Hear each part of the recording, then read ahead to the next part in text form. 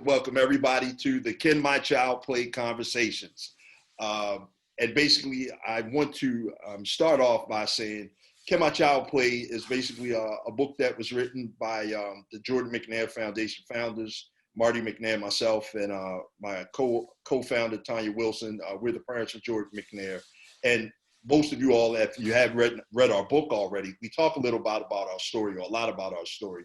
And we usually, our goal is really to educate everyone on the signs and symptoms of heat-related injuries through our experience and player safety and a variety of other things that we've experienced along the way.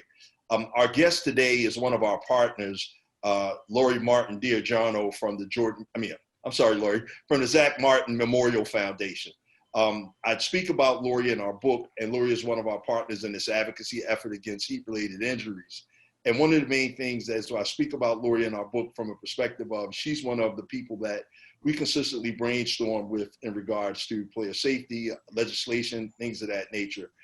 So Laurie, you're in Riverdale, Florida, right? Or Riverside, Florida. Yeah, Fort Myers, Florida. Fort Myers. Yeah. Right. Yeah. Okay. Yeah. So Laurie, I can go with a whole lot of edification. You've been doing a lot of grassroots work the way that we have in honor of your angel, Zach Martin, Posenberg. And clearly, again, I want to emphasize the grassroots perspective of this because, you donate a lot of cold water tubs. You do a lot of educational videos. We show a lot of your videos on our actual website. So we've been kind of in unison along the way since, unfortunately, we don't want to be who wants to be a member of this club, but I think that we both have taken it from a positive perspective and got busy making a difference as opposed to letting grief and depression kind of swallow us up. So both organizations have gotten in front of us. So Laurie, please introduce yourself and tell us exactly what you're doing down there. Thanks, Marty. Again, my name is Laurie Giordano, and I'm one of the co-founders of the Zach Martin Foundation. I founded it with my husband. He is a behind the scenes guy. He doesn't like to be in front of the camera. So,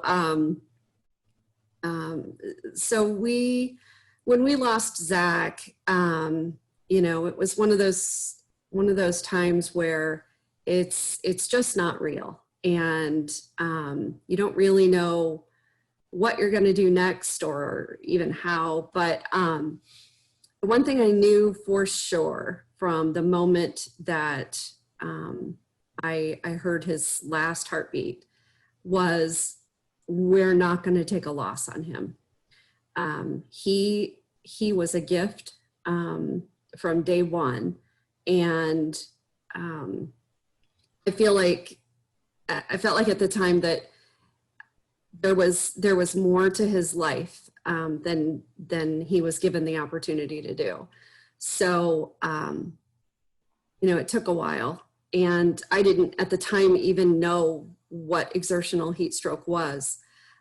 So, I got myself some education and got over the horror of how simple it is to treat exertional heat stroke with 100% survivability. And, we decided that was going to be where we started. If having a cold tub and cold water immersion meant 100% survivability, then it was logical to us that everybody needs to have a cold water immersion tub. So that's just where we started.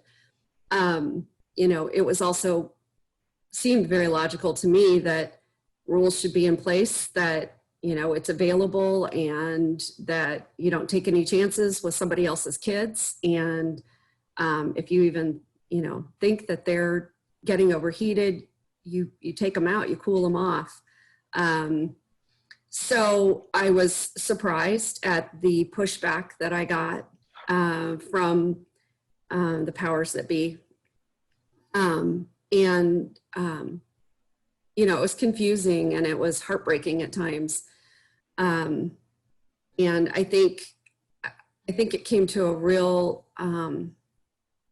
pinnacle in 2019, where we had for a second year in a row, had really tried to get the Florida High School Athletic Association to implement mandatory guidelines, not just suggestions for how to prevent and treat exertional heat stroke. And you know, they had once again declined to make them mandatory. And within a few weeks, you know, Florida lost another young man to exertional heat stroke.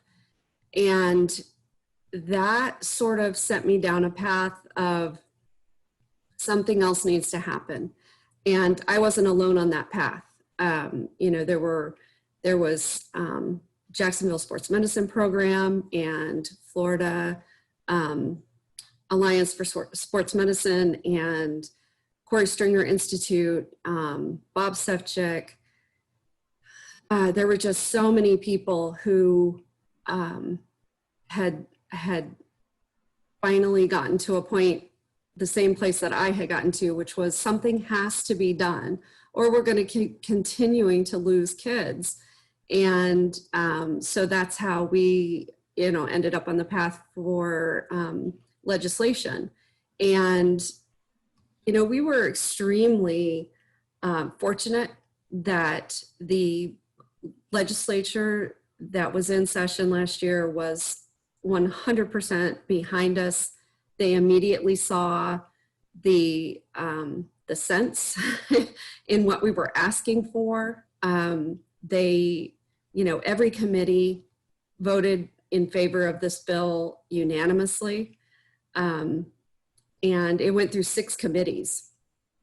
And then also got unanimous votes on the House floor and the Senate floor. You know, and then in June, Governor DeSantis did sign it into law, and, you know, they named it the Zachary Martin Act after Zach. It was such an honor. And I was so touched that they chose to do that. You know, it's not just in honor of Zach, though. There are so many kids that are under that mantle of not being protected and not being treated and not being taken care of when they're away from their parents. And this is something that Marty and I feel very strongly about, and, you know, has come up several times in our conversations that parents, we have to reach more parents. I know when I signed Zach up for football, I read the waiver, and there was a whole page on concussions and traumatic brain injuries. And I understood that from reading that page. I understood the risks involved with that. The backside of that page, there was maybe a paragraph about sudden cardiac arrest. But again, I understood that. I understood the risk for that. There were 2 lines about exertional heat stroke. And the definition that they gave on that form was about the elderly and children becoming overheated when, you know, their bodies can't cool themselves. And I remember sitting there thinking, what in the world does this have to do with football? You know, teenagers don't worry about that. We don't worry about kids, you know, teenagers when there's a heat wave. So I didn't understand. I didn't know the questions to ask. And I am positive that there are so many other parents who don't know either.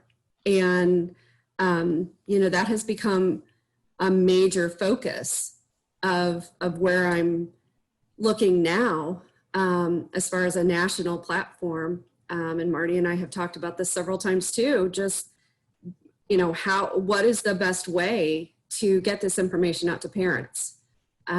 Because if coaches are in charge and parents don't know the questions to ask, then how are the coaches going to answer those questions? So there's a complete disconnect there, and there needs to be a bridge to get everyone on the same page where there's expectations, and if there's not something there, then why not? I agree. Laurie, one of the main things, Laurie, that I know with Tonya and I, as you see the actual, the title of our book is Can My Child Play? The questions we should have asked. Because I think us, along with every student athlete or every parent in America, that's all we're really concerned about. We only ask two questions. And those two questions usually boil around, can my child play and why isn't my child playing? That's it. Right. We don't think to ask that long, and it could be a laundry list of questions that are way more important or far more outweigh those questions in regards to our children's safety. Just like us, my questioning didn't start. I asked two questions when the recruiters and the coaches, the head coach from Maryland at the time, him and the offensive line coach, came a few days prior to signing day. I literally asked two questions. And my two questions, Laurie, was, can Jordan get some playing time? And secondly, I'm in the substance abuse and mental health field. And I asked about what their support was around mental health and substance abuse. And I remember it like it was yesterday. And it was like, I didn't think to ask any questions in regards to if my child gets hurt, if he can't play, what's going to happen to a scholarship. I mean, all the questions that should have been asked. An emergency action plan, what do they have in place? What type of training do they have? What's the closest hospital? What's the closest fire department? What's the closest police department? And with those 3 to 5 minutes worth of questions that could have changed our decision in regards to where we sent Jordan at that time, or where we agreed to send him, I think would have made a bigger difference. Where now the questions that we should be asking literally are basic things beyond can my child play? And again, our questioning started too late. When I walked into the ER, that's when I started asking questions while Jordan was fighting for his life. So even those 2 weeks, and Tonya, please chime in. One of the main things that we did with that, we just kept asking, if we didn't know these things, how many other parents don't know these things? Because Laurie, I had no idea what a heat stroke was. So to everybody in layman's terms that's on with us tonight, basically what a heat stroke is, when your core temperature goes above 104 degrees, it's the equivalent of your body being put in a microwave. And that's and the longer that your core temperature is in that microwave oven, the more damage is done. You have a 15 to probably 20 to 25 to 30 minute window to cool the body down, to cool the core temperature down. And as we always talk, Laurie, the Zach Martin Memorial Foundation, their grassroots works, they donate cold water tubs. Laurie just said it. Basically, we donate cold water tubs because it's that simplistic of a process. Laurie, I don't think that any coach says maliciously, I'm going to kill a kid today. They don't. We've trained too many coaches, and every coach's fear is I don't want a child to get hurt on my watch or worse. However, I think that this is where we have an opportunity to educate everyone at this point. Before I kind of go any further, let me interject again and let anybody know if you have any questions, please put them in the Q&A and somebody will read them midway through the actual webinar. So please put all your questions, and let's not, hesitate with any questions. Everyone, we've literally lost 6 kids in the last 2 months from exertional heat related injuries. And even though, guess what? We can read between the lines now. We can lead 7 kids in the last 2 months. And the main thing is, guess what? These just aren't football players. These are track stars. These are basketball players. These are soccer players. These are football players, basketball players. Anytime your child is potentially outside playing any type of sport in a high climate conditions or humid conditions, it's a potential that this can happen. So therefore, again, we have to talk about these things to go ahead. At this point, we feel a certain type of way. This is a club that nobody wants to be a part of. And we don't wish this one on anybody. However, tonight's show was basically to establish credibility because Laurie, Tonya, myself, as many countless others, we've gone through this. And this is the work that we've decided to do to make a difference. But again, these are the things that we need to do. Laurie, let's talk about, you started doing some education. When did that take place? Because clearly, we post some of your videos on our website, just how to use a cold water tub, how to use a tarp. And they're like 3-minute videos that are really quick that can save a life. And the thing is, we don't have to wait for a child, like we just talked. Hunter McKiff, he said he had all the signs that went to a heat stroke. Guess what? But you don't have to wait for a child to fall out, to put them in the tub. We have to know the signs and symptoms. The main thing is prevention. So can you speak to that, please? Yeah. I didn't even know where to start. so I just Googled exertional heat stroke, and, Corey Stringer Institute obviously came up. They're a really good resource. They have videos, then I also went to the National Federation of High Schools website, because they have training, they have coaches training that coaches have to take every year to be certified. But then they also had exertional heat stroke, and that was an elective at the time. But it was free. So I went ahead and took it, and it took me 30 minutes to go through the whole video and to get a certificate at the end. And, it was very informative. But from those two places were where I started. That's where I learned some of the basic signs to watch out for. And these are things that, you're not asking coaches to diagnose a condition.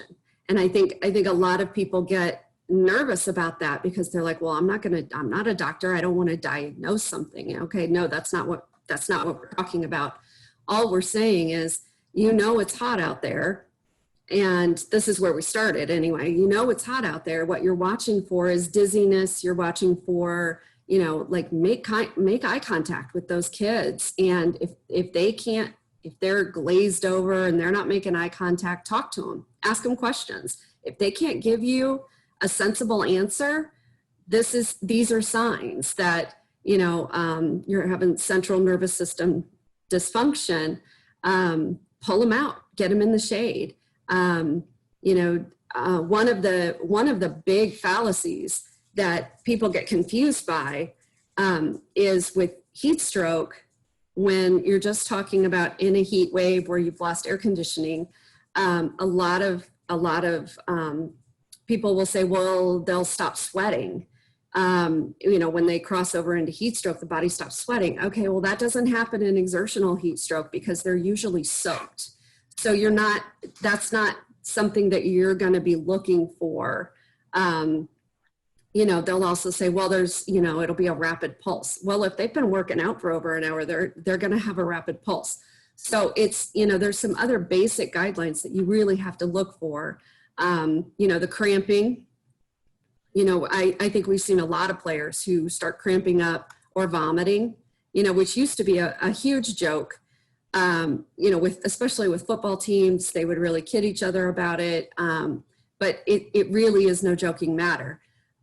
Because it is one of the signs. They start feeling nauseated when they're in the heat exhaustion phase, but then when they start throwing up, that's when you need to get them cooled off, not just pull them out and have them sit down on the sideline still in the sun.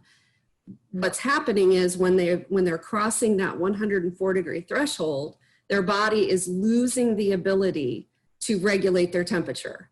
So it will continue to climb even if they're not physically doing anything. So it's really, it really comes back to if you're a coach and you are the adult, and I'm going to quote Doug Casa from Corey Stringer Institute on this, they're the adult, and the kids that they are treating are minors. So that adult has to use common sense, understand that they are in charge of someone else's kids. You have to be careful with them. And I don't mean, coddling and, all that stuff that I know. I understand how football works. I have 3 boys. That's not what football is, and I get it.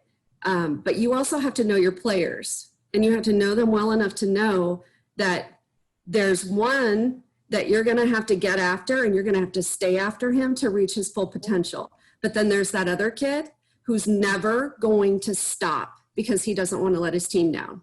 And that's usually going to be your offensive and defensive linemen. because they're responsible for their team. They're responsible for protecting their team. They're responsible for taking care of their team. They are not going to stop. You have to know which kids are not going to stop, and you have to tell them to stop. So these are things that as a coach, it's a lot of responsibility. And I get it. It makes my heart hurt to think about how awful that would be to realize that you're losing a kid. But that's what athletic trainers are for. And that's why they're so important to this conversation, because yes, there's budgets, and yes, there's other things you gotta work at, but it's totally worth the time and effort to put into having an athletic trainer, because they are medical professionals. They are first responders, literally right there on the scene. They can spot this. They know what they're looking for. They know exactly what to do. And, this is where their expertise is so, so important to every single game, not, and I mean game as far as every single sport. Their expertise is invaluable for any athletic sport that you have going on. I totally agree. Laurie, one of the things I think that, since we really don't have a lot of time to sugarcoat things, especially with in light of us losing 6 kids already this summer, what's your thoughts on and Laurie, I think that keep in mind, we're talking AAU sports, we're talking high school sports, we're talking college sports, but, what's your take on, or your personal opinion on that old adage, coaches coach and parents parent? Please be honest with that one. I can be honest about that. I think that there's some truth in that. I think that coaches are there to push your kids to a potential that they see in them. And as a parent, sometimes you're less willing to do that.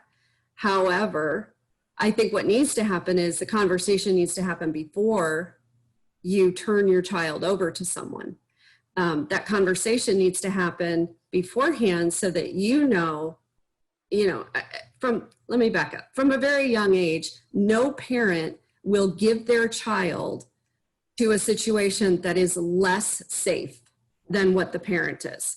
So, a parent is only going to place their child somewhere where they're comfortable that their child is safe, and that, their best interests are top priority. And of course, as they get older, they get into bigger and bigger groups, and, it becomes,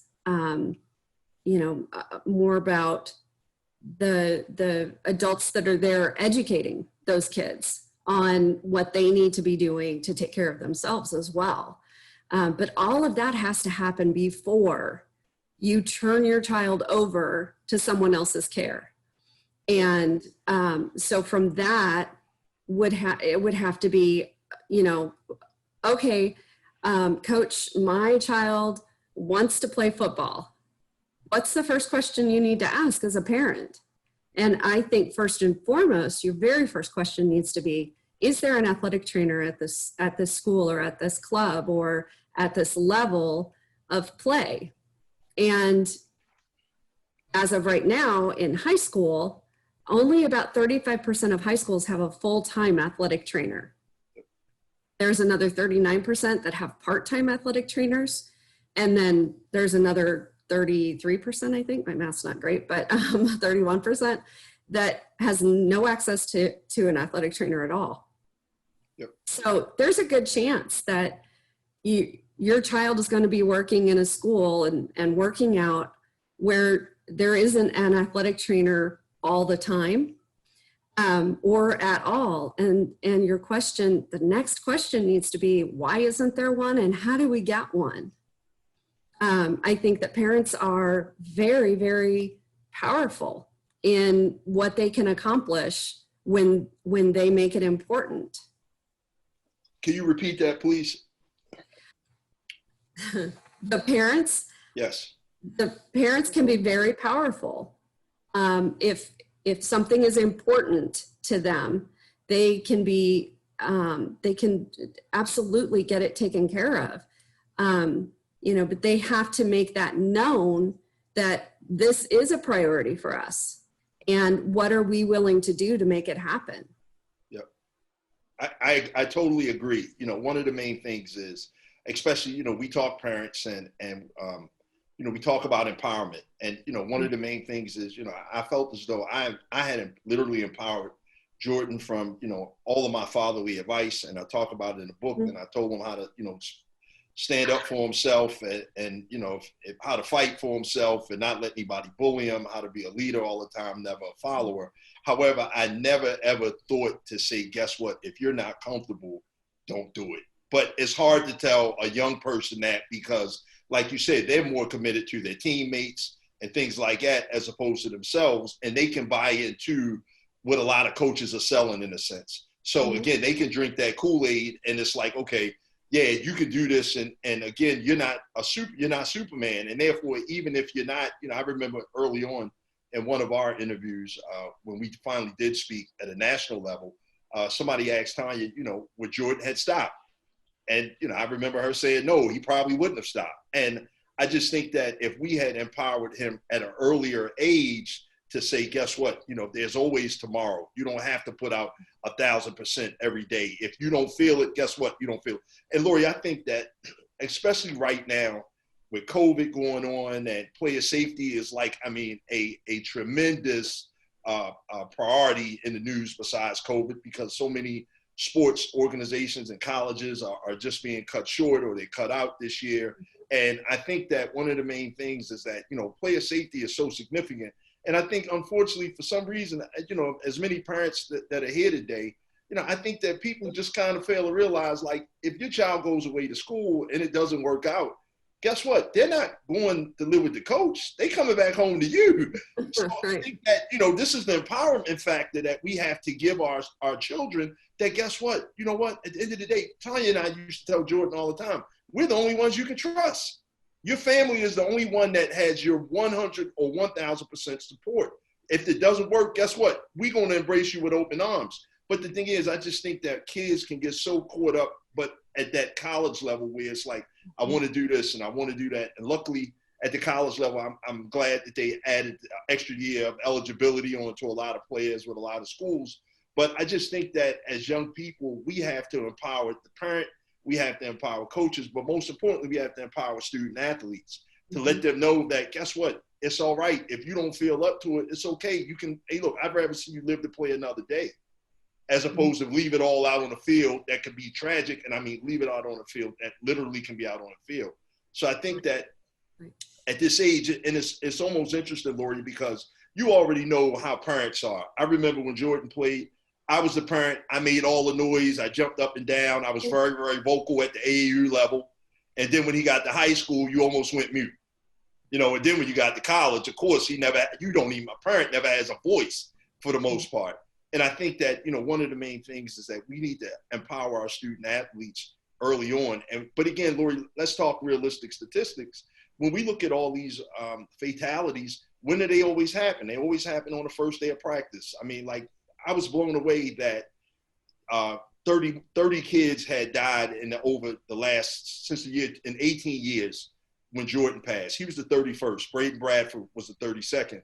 In 18 years. And it was like, wait a minute, 30 plus kids have died. They were a predictable statistic out of the 2 to 3 college players that would die, that were going to die every year. And it's usually as a result of the first day of practice. Look at Zach and look at all these 6 players already. I was looking at a list that Dr. Horowitz sent me from Team Safe. We lost 34 kids last year. 34 kids at high school from a variety of injuries. They all weren't heat related.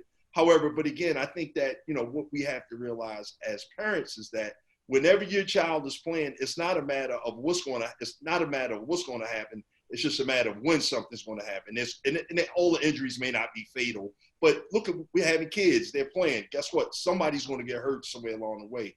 So that speaks to the significance of what you're saying, how significant an athletic trainer is. And guess what? I think that, you know, like you said, the same way at most recreational leagues, AAU leagues, you know, Jordan played with many of coaches that at game day, they would pass around the hat to collect monies for a referee.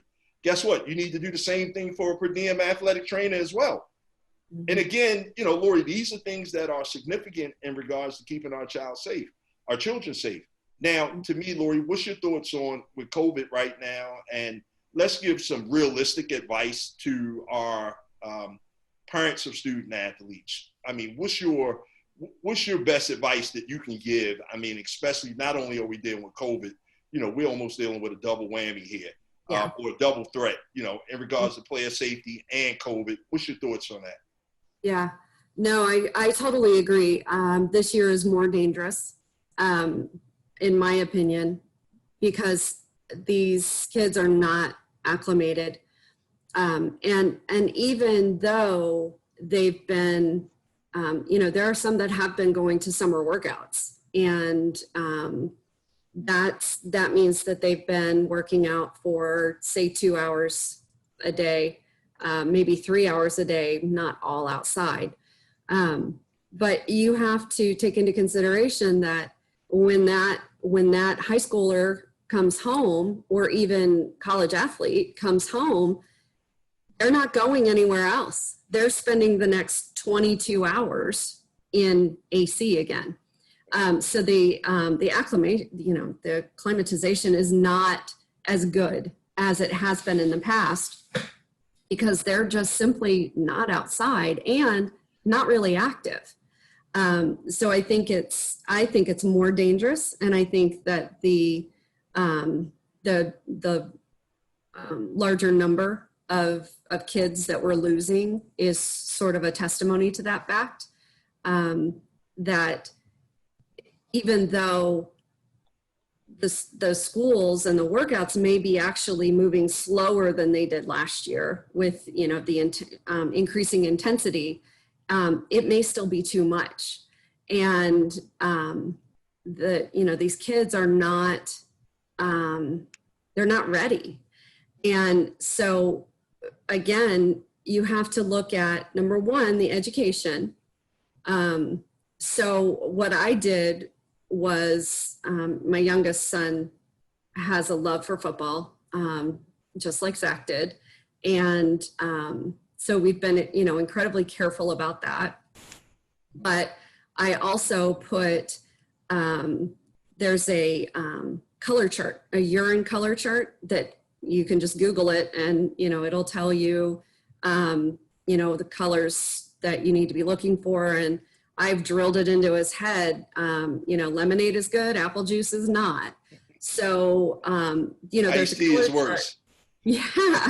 Yeah, iced tea is unacceptable. Right, exactly. So, but I just put that color chart right up on the wall above the toilet. So, you know, when he goes to the bathroom, he's looking at the chart. And it may seem silly, you know, or, you know, he laughed a little bit when he saw it, but it's a constant reminder. You know, it's right there. Look, you know, where are you at? Do you need to drink more water? The other thing that we did was weigh in, weigh out. So, you know, he had early morning practices, and he still does, but so he would get up in the morning, get ready, and then he would weigh himself before we left. And he would drink water during his practices and stuff, but then he would weigh again when he got home. And if he had lost weight during, you know, from what he was in the morning, that's water loss. That's not fat loss. You're not losing fat when you do that. That's water loss. And, you know, I just explained it to him again, it's education. You have to make up for that water loss. Plus you have to hydrate for tomorrow. Otherwise you're going into tomorrow's workout at a deficit. And you know, that's going to increase as the week goes on. So you can have an athlete that's hydrated on Monday morning, and by the time Wednesday comes around or Thursday comes around, they're down five pounds over the week. And, you know, those are things that are very easily tracked. You don't need money to do it. You don't need any special equipment. Most people have a scale in their house.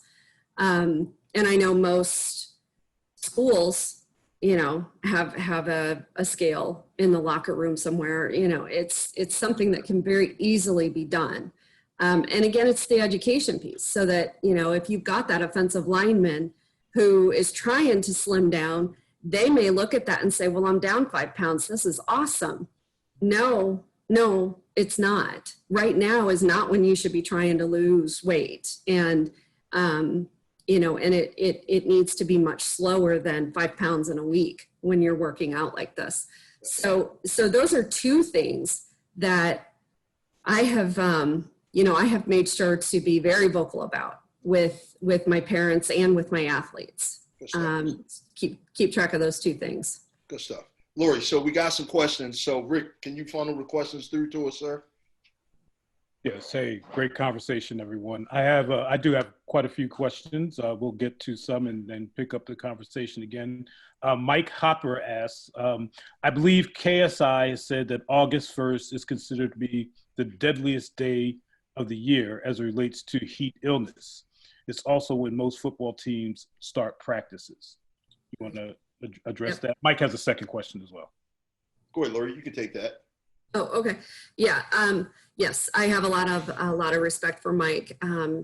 He is absolutely correct. August 1st tends to be, you know, first day of fall practice, and all the guys get out there and they really, you know, give it their all. And, you know, some may not have been working out over the summer. And so that first, you know, that first workout can literally be deadly, you know, because it just overcomes the body, and they're not prepared for it when they go out there. Mike's second question. So how do we make education more meaningful as an AT, athletic trainer? We can preach to hydrate and spend more time outside, et cetera, but our kids and our parents seem to largely ignore that. How do we do it better? I'll jump in on that one, Laurie. So, hey, Mike, thank you. Great question. Mike, I think that now, you know, realistically, we really have to, unfortunately, you know, we're looking at seven young student athletes that have expired. And I think that a lot of times it's not really impactful, because most of the time these are, if they're out of our geographical areas and things like that, I think that they don't have an impact on us. And if they're not like within our 6 degrees of separation or something to that matter, I mean, how are we impacted? Where I think that the more educated we are, now it's kind of like we start acknowledging every time that we see that. And I think that, unfortunately, you know, we just really have to let parents know that, to take it seriously, that, you know, potentially nobody ever would have thought this would have been Jordan, or it would have been a Zach, or it would have been the 6, 7 other kids that died in the last 2 weeks. So I think that, you know, we literally need to be in an eyes wide open type scenario. And I think the shock value, and guess what, you know, this could happen to your child. I mean, no student athlete is exempt. And clearly, you know, we lost 2 young ladies last year from heat stroke, Amani Bell, and I've just read the other young lady's name. One was a cheerleader, one was a basketball player. So again, I mean, no child is exempt with this if we aren't properly educated. So Mike, the goal of today was really to establish a credibility factor of the people that are at the grassroots level, Zach Martin and Jordan McNair Foundation, that guess what, you know, we are the ones that can realistically speak to this. And what we'll do, Laurie, I know I don't speak for you, but I know that guess what, every opportunity we can get to, you know, shed some light and awareness, education and prevention on this, we will, to anybody that'll listen. Okay, great. This question is directed to Laurie and is from Cynthia Washington. She first offers her sincere condolences to you and your family. And with regards to moving forward with advocating for prevention, are there any plans to try and get laws passed on the federal level? She says, I realize that schools, sports are governed by their respective state, but something bigger needs to happen to prevent these deaths. It's heartbreaking and unnecessary. It's going to require so much work on the education piece to bring more attention to the crisis. And she also extends greetings to Marty as well. Yes, I completely agree that there needs to be more work done at the federal level. We have already started working on that.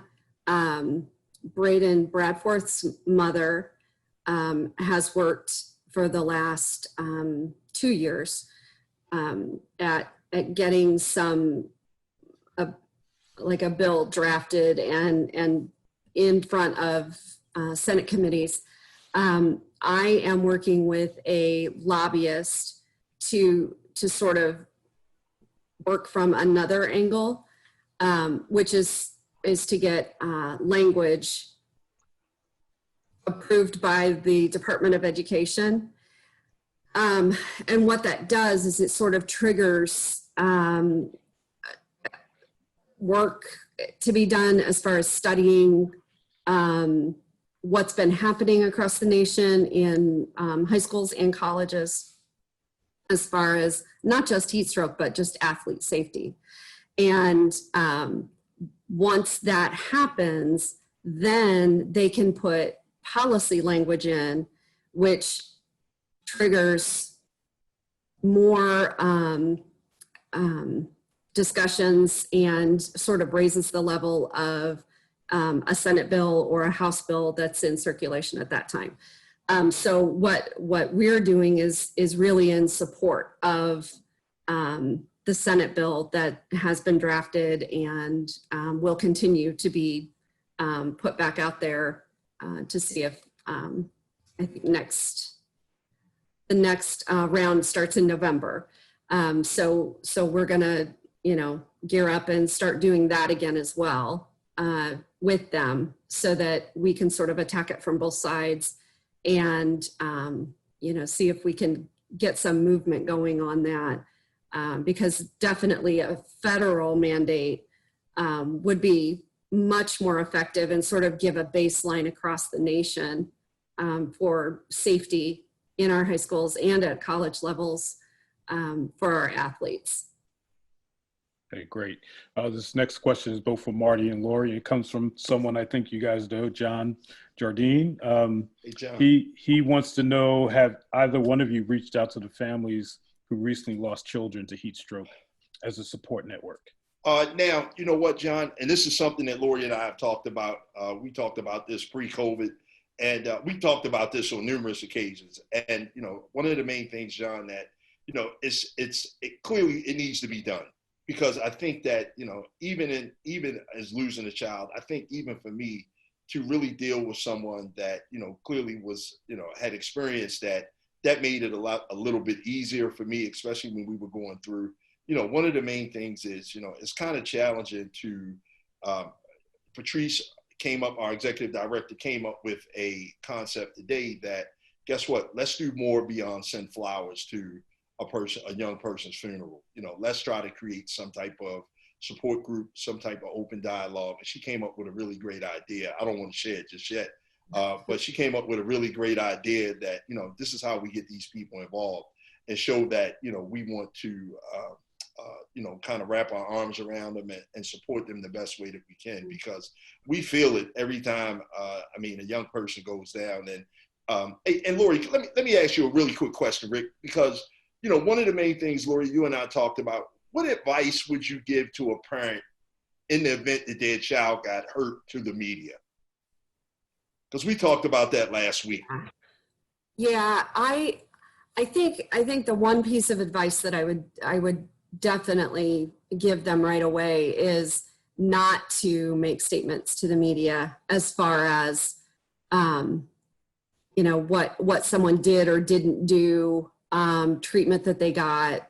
Those things are legal issues that really need to stay out of the media, because if as a parent you're in shock, first of all, you're terrified, and at the moment that they're asking you questions, all you're thinking of is what's happening with my child right now. So, if someone says, well, the coaches said that they did everything they could, and then the parent goes, yeah, they did everything they could to save their life. The parent doesn't really know that. So that's sort of a legal standing that I would encourage parents, even if it's just an injury, you know, you probably won't have media if it's just an injury, but you know, those things really need to be like, you have to keep that in mind, because what you're ultimately having to do is, if the worst happens and you lose your child, not saying anything and not making statements is actually going to protect your child's legal case. And it seems cold to talk about it like that, but from my perspective, that really made a big difference in my personal case.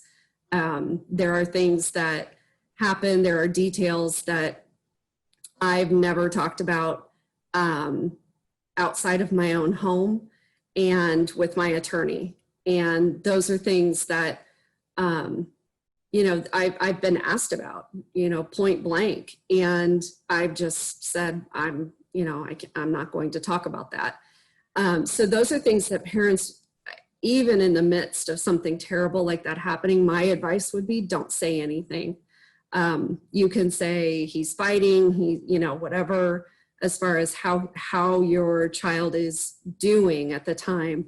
But as far as what happened to lead up to that, I wouldn't say anything. Yep. So you, Rick? Yep.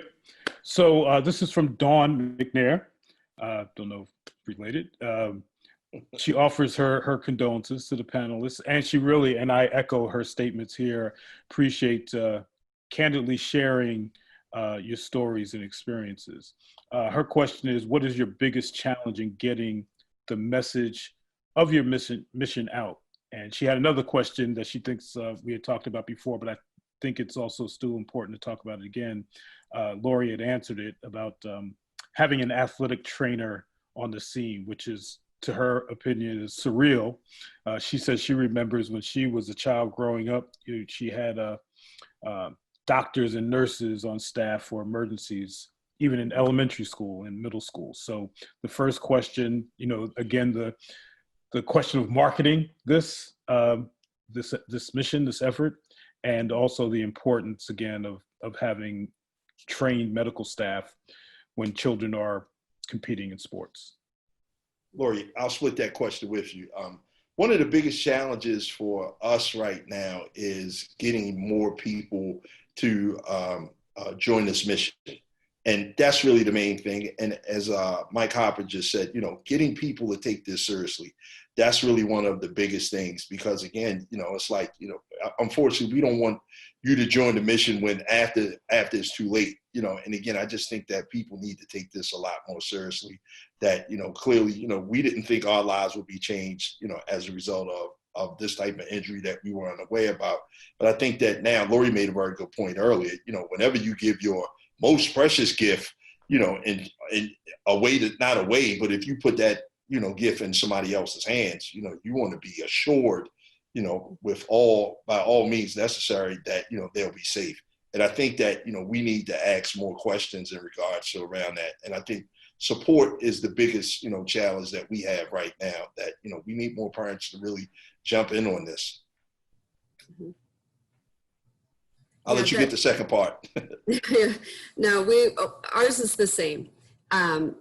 You know, it's tough to grab the attention and move it in a direction that is proactive rather than reactive. And you know, so it kills me to post that we've lost another one.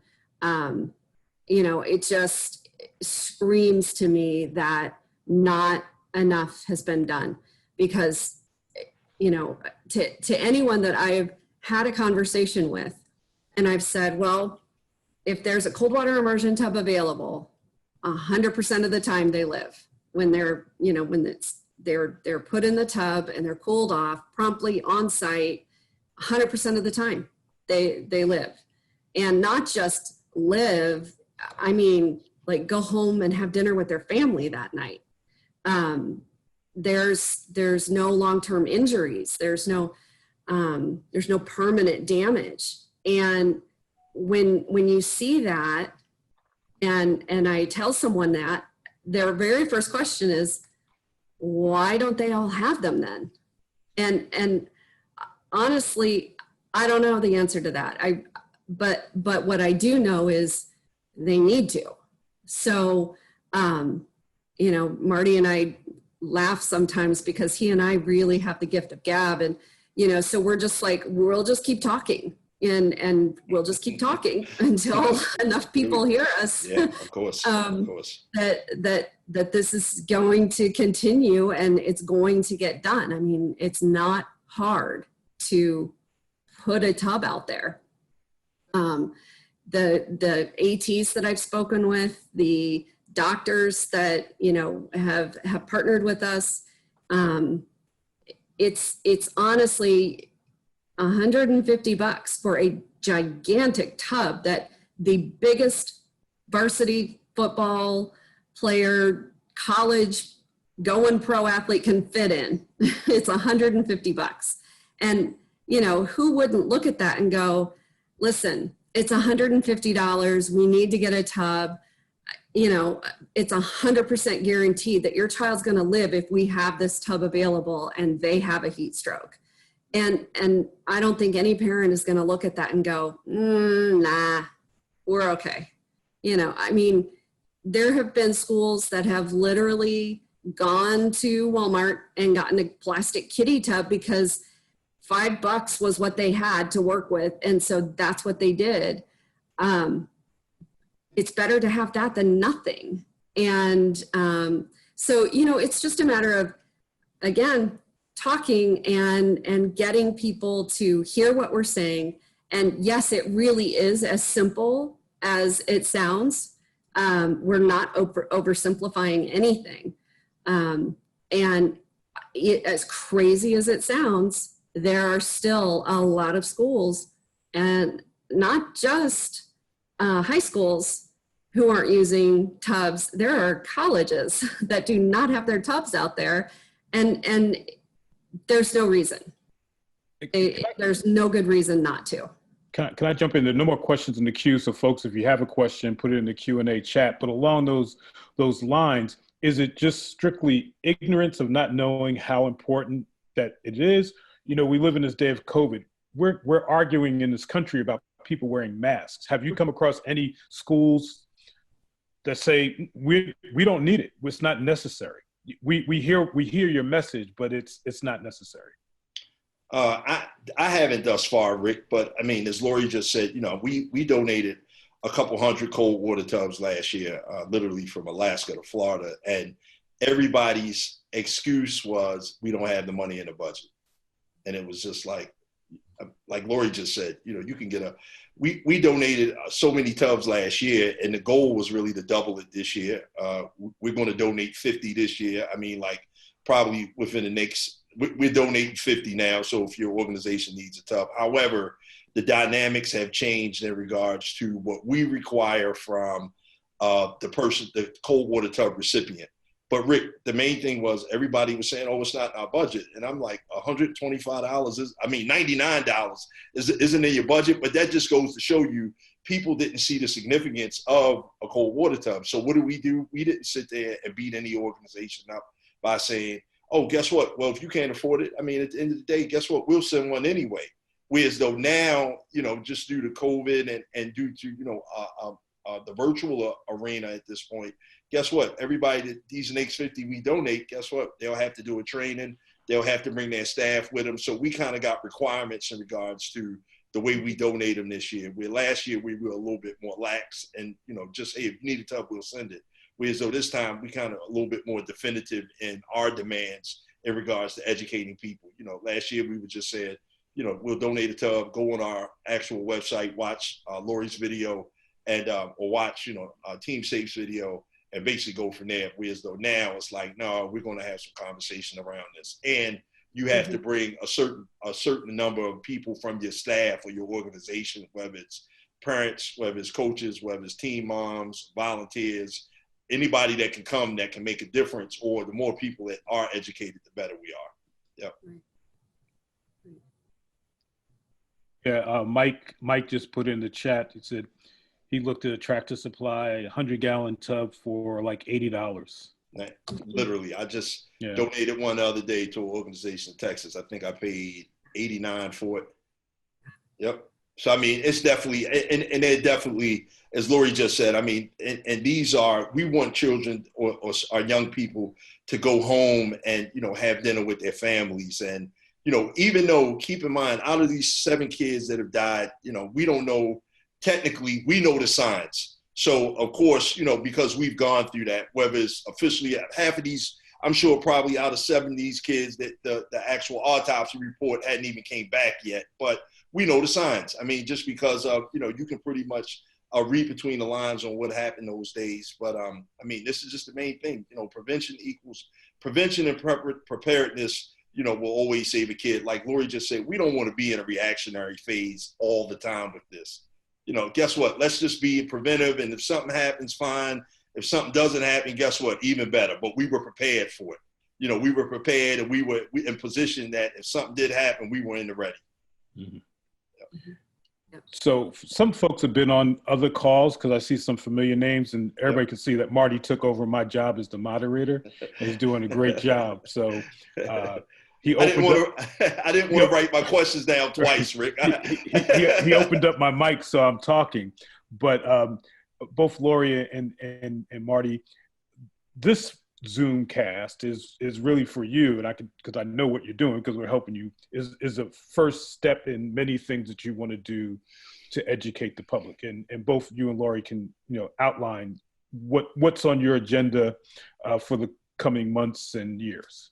Yep, I'll let you go, Laurie. Oh, okay.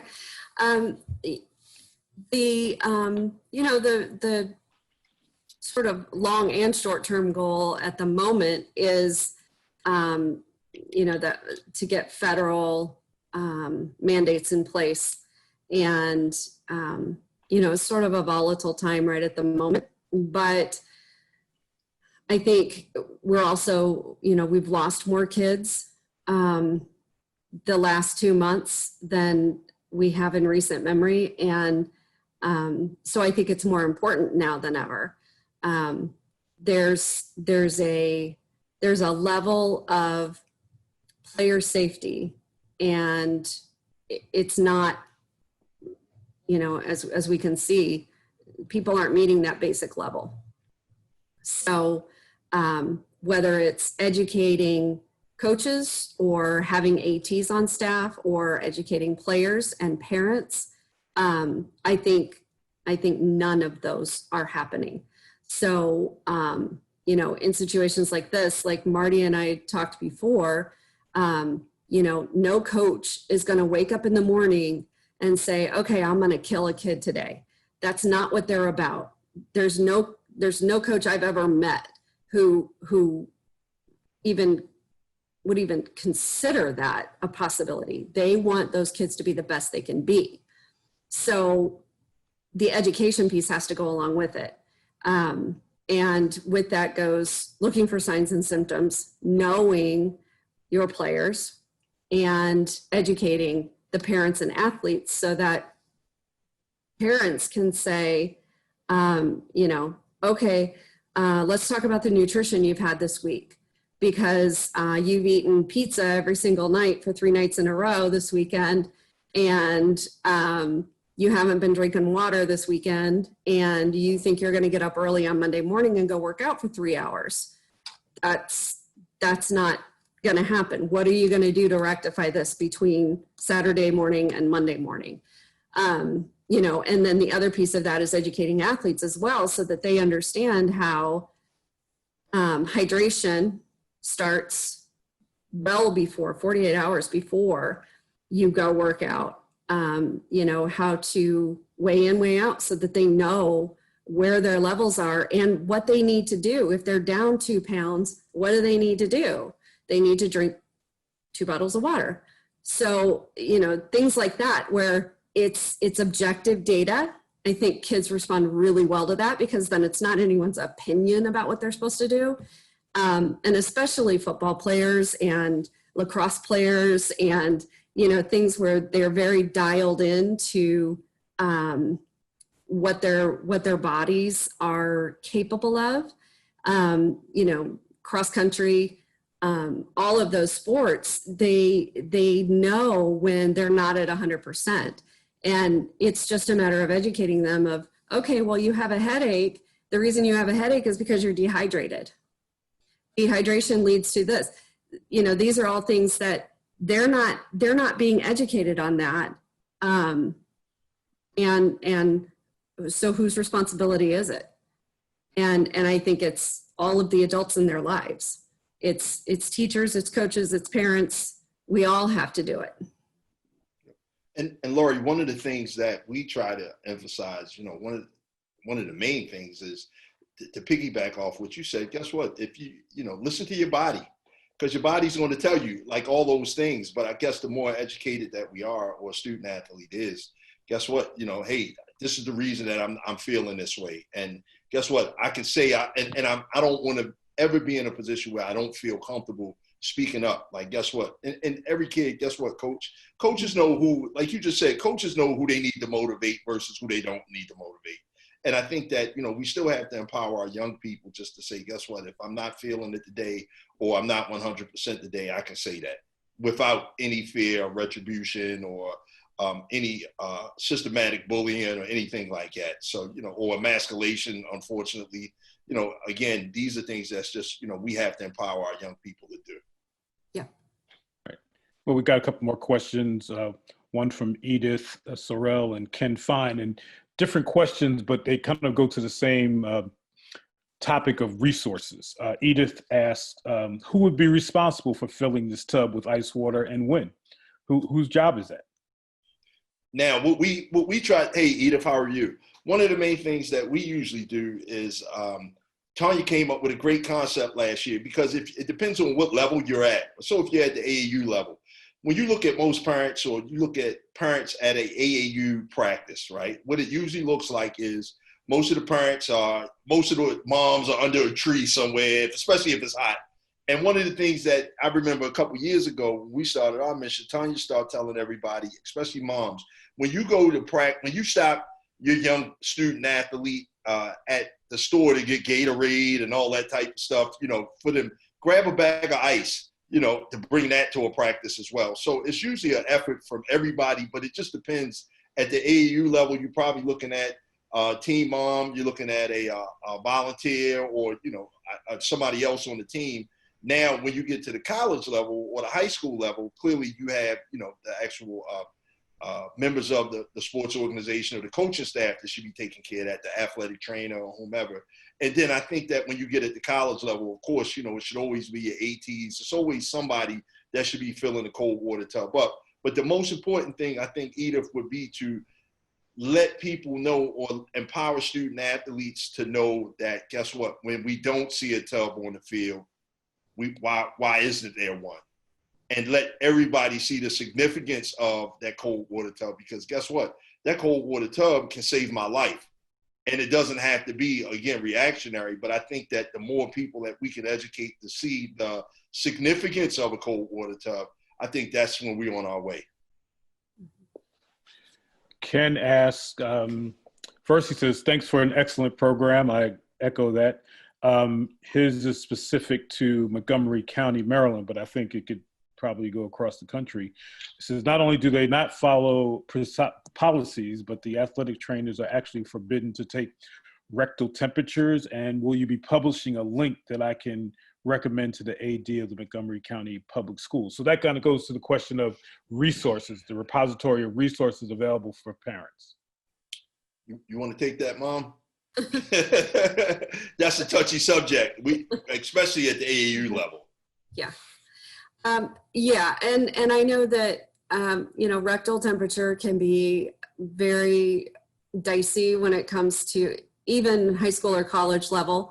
You know, first and foremost, you have to understand that when there's an athletic trainer on staff, they're a medical professional, and if an ER doctor came in and said, I need to get a core temperature to save your child's life, you absolutely would be okay with that. It's the exact same thing. the only reason an AT would ever take a rectal temperature is because they suspect heat stroke. Suspect means they're pretty darn sure that's what it is, and your child is dying. So there's really, I don't know of any parent who in that situation would say, no, don't do that. There are procedures in place for privacy. ATs are completely professional.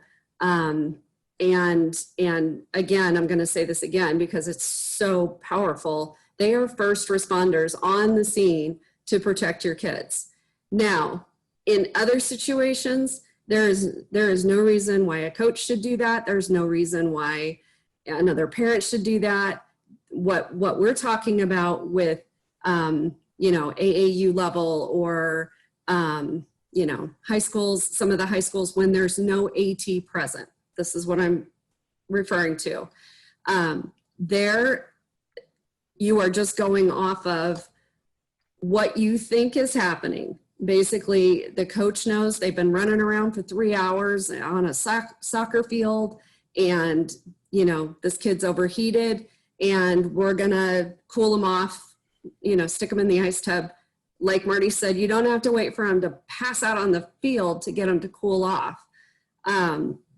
If they start talking about nonsensical things, or they're not making eye contact, or they're slurring their words or stumbling around, you got a pretty good idea of what's happening. So that's what I'm talking about there, where prevention is much better than treatment.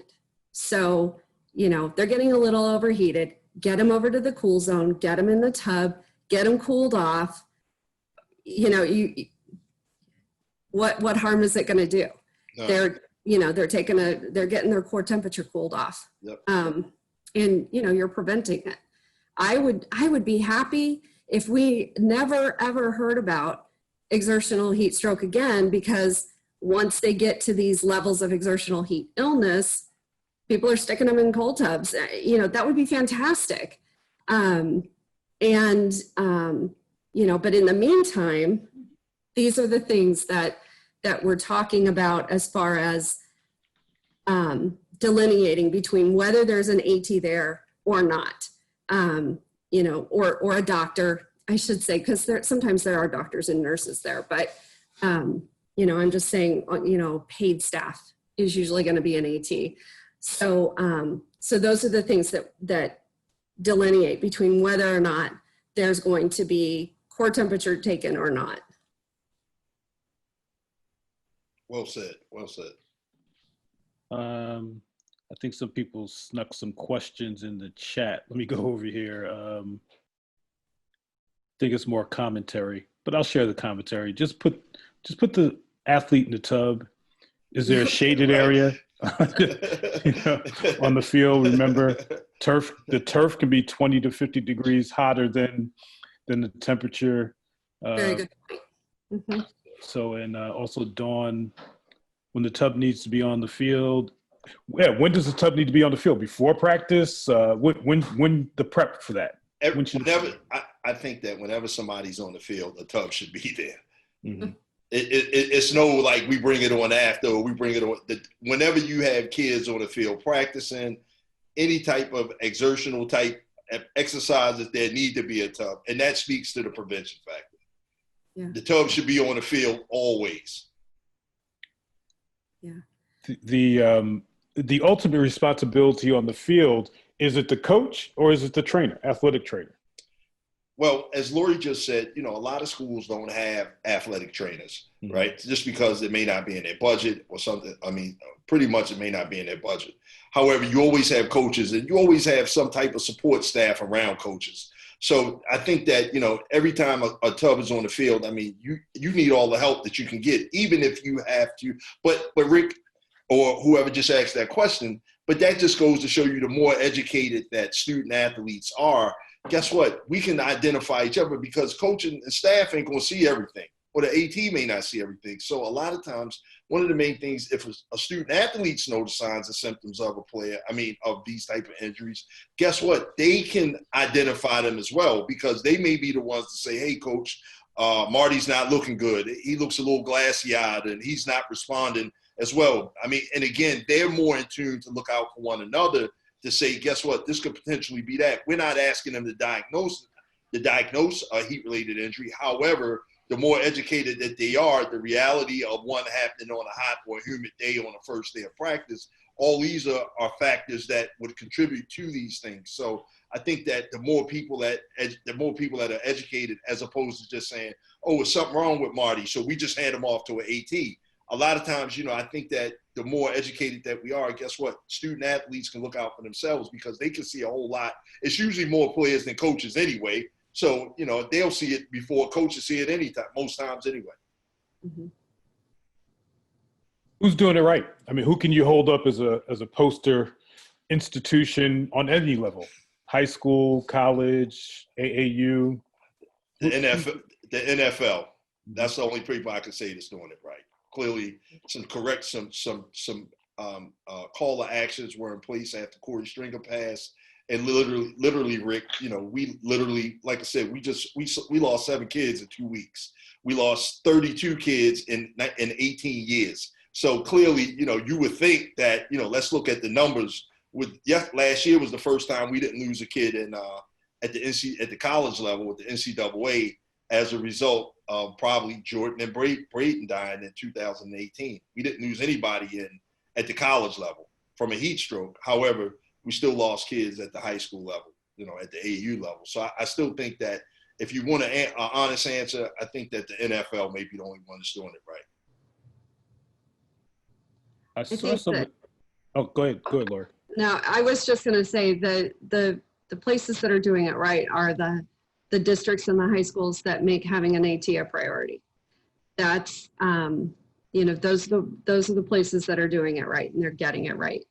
And when you see the difference between how a high school works when there's an AT there, yep. The AT is the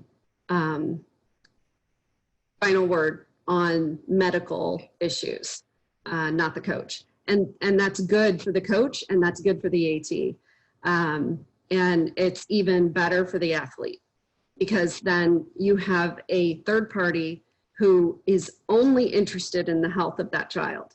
That's all the AT cares about. The AT Yep. doesn't care how many wins, how many losses. Yep. They do not care. They care, but you know what I mean.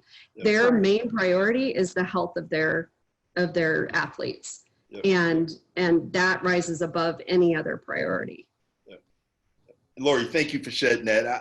I apologize if I offended any great ATs out there, because I know plenty that I've worked with, and one of the things is their word is the gospel, and I totally shout out all ATs that, guess what, when they put their foot down and say a player isn't ready, a player isn't ready. Yeah. Right. All right. I have a question from Denise Martin. She asks, how can we get coaches to do the weigh in and out? Way in, way out. Yeah. It's something that I don't necessarily think that coaches are going to do, because there's usually 100 players that are practicing for a team. So even though there's only 20 that actually play in a game, or maybe 25 that play in a game, there's 100 players that are practicing. And so way in, way out, at each practice would take up a lot of time. So that goes back to what I think is important, is the coach telling, coach and the AT telling the players, here's what you need to do to keep your body running at optimal performance. You need to be hydrated. So weigh yourself before you come in the morning, and then weigh yourself when you get home. And for every pound you lose, you drink, a bottle of water, 18 to 20 ounces of water. And that just gets you back to zero. So then you need to drink, more throughout the evening to hydrate for the next day. Your goal is to stay within, half a pound, really, on a day in and day out basis when it comes to working out in this heat. Yeah. Hey, Laurie, I think, and I totally agree, because I think that, you have to keep the student athlete equally as accountable to their hydration levels as well. Like you said, you have a chart, and, lemonade is good. Apple juice isn't, and iced tea or coffee is even worse, so and what I'm talking about, everybody, or what we're talking about, is your urine color, and that's when you tell if you're hydrated or not. And I usually ask a lot of players, especially at the high school level, would you let yourself play if your urine looked like apple juice or iced tea? Let me put the ball back in your court, so it looks a lot different. And if you have a good athletic trainer, then they're going to stay on the kids all the time, and in regards to those anyway. Yeah. I have found even elementary students get the lemonade and apple juice thing right off the bat. It's something that they can learn at a very early age and understand that, if it looks like apple juice, I got to drink more water. And that just helps with hydration, because, sometimes it's hard to get kids to drink water. But again, there's that objective data that really resonates with young minds. And it's not just mom saying, hey, drink more water, and well, I'm not thirsty. It's, oh, well, there it is. It's, it's apple juice, so I got to drink water. And it's just very black and white to them. And that appeals to them all the way through, I think, college level. Where it's not subjective, it's objective. And they know what to do when they see it. Again, if you have any questions, throw them in the Q&A chat box. We'll try to get to them. Hey, Marty, I'll hand it back to you to continue this great moderation that you've been doing. Thank you, Rick. I learned from you.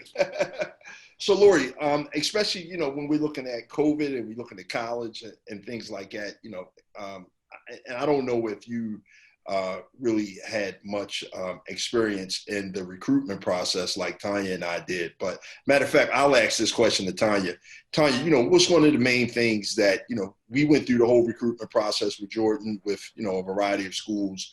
What's one of the things that you would tell parents, especially right now with a lot of schools want, players to sign liability waivers during COVID, and pretty much to the fact of saying, guess what? If you contract COVID, it's pretty much, we're not responsible. So what's your take, or what's your feelings on that? What information would you share with parents, especially with children, with their student athletes, especially on the football field, going back and forth right now? Mm-hmm. Well, from what I know now, I would ask for a written handout of the safety plan. Also, what we learned when Jordan was in the hospital, we learned that we needed a power of attorney, because it was certain things like the medication, had he survived, the medication that he needed for the liver, for his liver, he had to sign for it. And I'm like, he's in a coma, he can't. He said, the pharmacist said, we'll give it to you now, but you need to come back with a letter of attorney. I'm sorry, the power of attorney to his medicines, anything that we needed from the pharmacy at the hospital, we needed a power of attorney. So I would suggest to have the conversation with your college athletes about getting a power of attorney and explain to them why, just in case something happened. But the main thing would be a syllabus of the athletic department's safety layout. That is the most important part. Now that I know, yeah, that is the most important part, I think. Yeah, I think that one of the things, like including us, that we were just so elated that our son had an opportunity. And I think that the average family is elated that their children have opportunities to go to a next level, because guess what? If they can successfully get to that level, hopefully they can successfully get to that next level at the professional level. And one of the main things is, I think that, keep in mind, if there are any parents online, don't be afraid to ask questions, you know, and again, and don't assume that, you know, these coaches from these big higher educational institutions know what they're doing. Guess what? If at any level, don't be afraid to ask a coach a question. Like Laurie said earlier, you know, if your questions aren't being answered to your satisfaction, maybe this isn't the program that your child should be playing for. You know, and guess what? Wait, I'm sorry. Go ahead, Vaughn. Also, when on the college level, when you go to those visits, sit down with the athletic trainer, sit down with the conditioning coach, sit down with the medical team that they have. Sit down there and ask all your questions, and if they can't answer, they're gonna have to come back with something. So, I would do that. Yeah, and I just think that that's significant, and it's all right. I want to empower parents, because it's all right to not let your child play sports if it's unsafe. I mean, there's no crime there. There's literally no crime there. What's your thoughts on that, Laurie? No, I completely agree. These are really good points and really good conversations to have. You know, I think especially in our case where we had big sons, and you know, one of the symptoms of exertional heat stroke is combativeness. So, you know, you've got a 6'4", 6'5", 350-pound boy who's angry and swinging. What's their plan? How do they handle that? I mean, they're having a heat stroke, they're dying, and they're combative. What do they do? You know, that's a plan they need to have in place. Again, beforehand, before it happens. You know, you've got athletic trainers. But if they've got, you know, 2 athletic trainers, there's no way they're going to be able to get this athlete into a cold tub. So what's their plan? I think that's really good, Tonya. I think those are really good conversations to have. Mm-hmm. Yep. Also, on the college level, as a parent, I would just do a pop-up. Don't even tell them you're coming. So you can walk in and see what's going on. Now I would do that. I would do a pop-up. Yeah. Surprising. Well, Tonya, how would you realistically, and this speaks to the POA, if you're in Florida and your kid is in New York, right. I mean, how really, so, but again, go ahead, Marty. But again, that speaks to the power of attorney, because keep in mind, you know, I think the most important thing that you left out was, whenever your child turns 18, they're emancipated at that point. So they are legally an adult. And these are still kids, regardless of, you know, Laurie, how big they are, and these 6'5", 300, Jordan wore size 16 shoe. But guess what? He was still calling home, asking for permission to do certain things. So, of course, you know, he may be the size of an adult, but a lot of these guys are still, you know, young men, to the point where, you know, they're trying to figure out, they're learning life themselves. Their experiences are very limited. So again, you know, I think that, you know, that's the reason that you need the POA, because again, in the event of, if your child is away from you to the point where you can't drive to them in a day's notice or a couple hours notice, you need to have some type of measurements in place where you can make decisions for them in the event of anything happening to them. Right. Yep. Yeah. The only other thing too that I would add to this is, you know, when you're having your conversations with the AT, and then if there's not an AT, this is a conversation you need to have with the coach. You know, what is the policy of the EMS? So there are some places where EMS, when they get there, if, you know, they try to take over, and their policy is transport. And we know that when it comes to exertional heat stroke, you need to cool them first and get them to, you know, a lower temperature. If there's an AT there, of course, you have the core temperature again. The AT knows that they don't get out of that tub until they have a temperature down around 102. If you have EMS come and you have a coach, then, you know, there has to be a conversation beforehand between that coach between that school and EMS, there has to be protocols and emergency action plans in place, even with EMS, that they stay there and they cool that victim first. They don't take them out of the tub and then try to get them to a hospital. Or, you know, in my case, they transported him to a pediatric hospital, which was 30 minutes away. So it's not, you know, these are things that have to be talked about beforehand.